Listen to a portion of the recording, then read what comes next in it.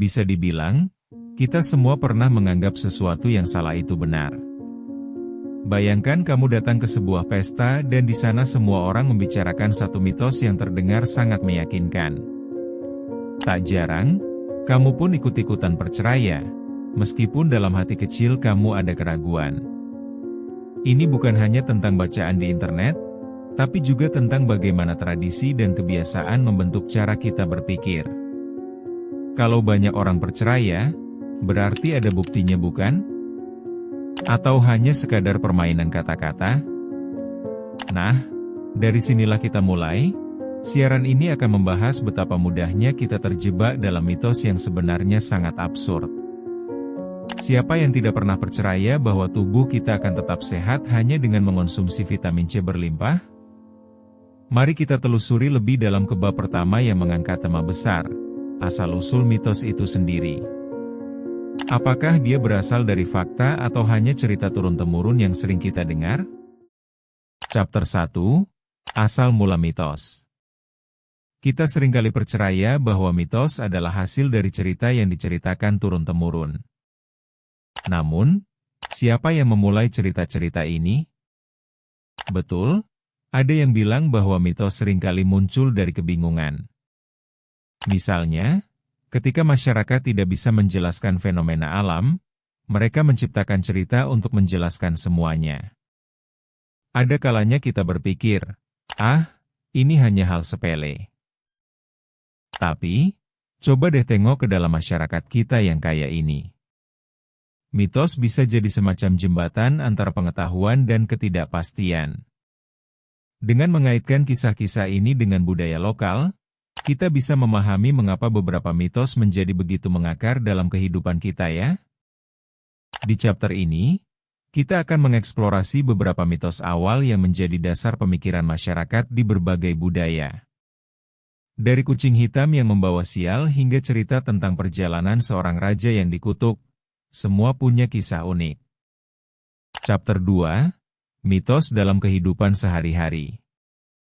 Keraguan terhadap mitos seringkali jugalah yang membentuk kebiasaan kita.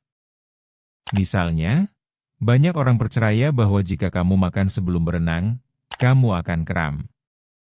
Siapa yang menjadikan ini sebagai hukum universal? Namun, kita masih mendengarnya di mana-mana. Ini lucu. Ya, melihat bagaimana kebiasaan yang sepele ini bisa menghantui kita, seolah-olah kita adalah korbannya. Mitos ini seringkali mengalihkan perhatian kita dari hal yang lebih penting, seperti benar-benar menikmati olahraga. Kita terjebak dalam ketakutan tanpa alasan yang jelas. So, saat kita berhadapan dengan konsensus seperti ini, apa yang terjadi? Kita mulai mempertanyakan, perlu gak sih percaya ini? Di chapter ini, kita akan membahas berbagai mitos yang sering kita dengar sehari-hari, serta bagaimana hal itu memengaruhi cara kita berinteraksi dengan dunia sekitar. Ini bukan sekadar mencari fakta tapi menggali dampaknya secara sosial.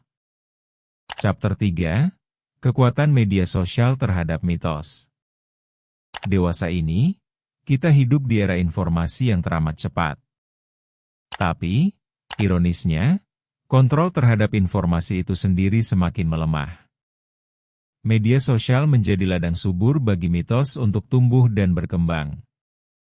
Ketika satu orang membagikan sesuatu yang tidak benar, hingga ribuan orang lain ikut percaya, apa yang sebenarnya terjadi di sini?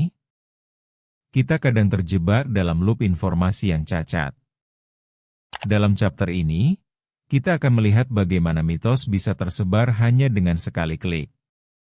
Dari berita palsu sampai gambar yang diedit, ada banyak contoh bagaimana mitos ini menyusup ke dalam pikiran kita. Bahkan, kita bisa dengan cepat kehilangan kepercayaan terhadap apa yang kita lihat dan baca. Semua kebingungan ini membuat kita bertanya, sampai di mana kita bisa mempercayai informasi yang beredar?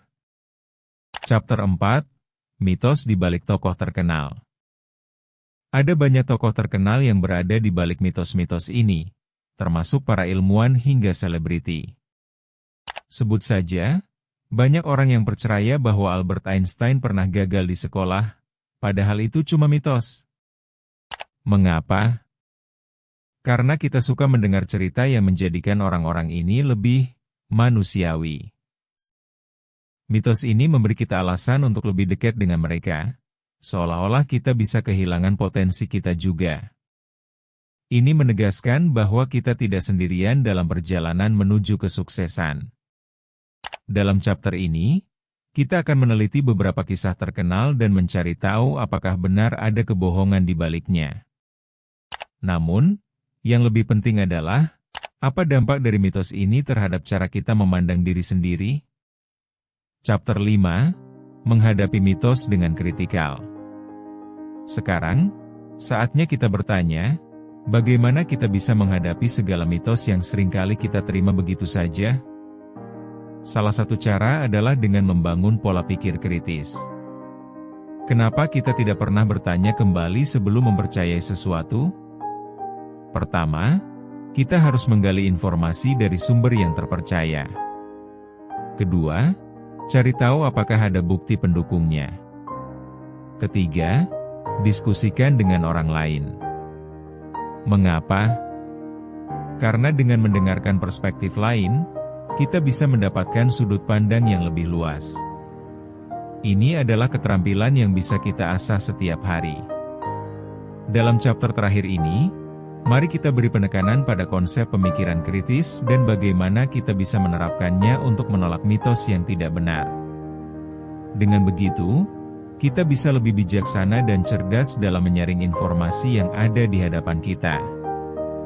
Jangan lupa untuk subscribe ke channel Memoria agar kamu tidak ketinggalan kisah-kisah menarik lainnya. Karena setiap hal punya asal.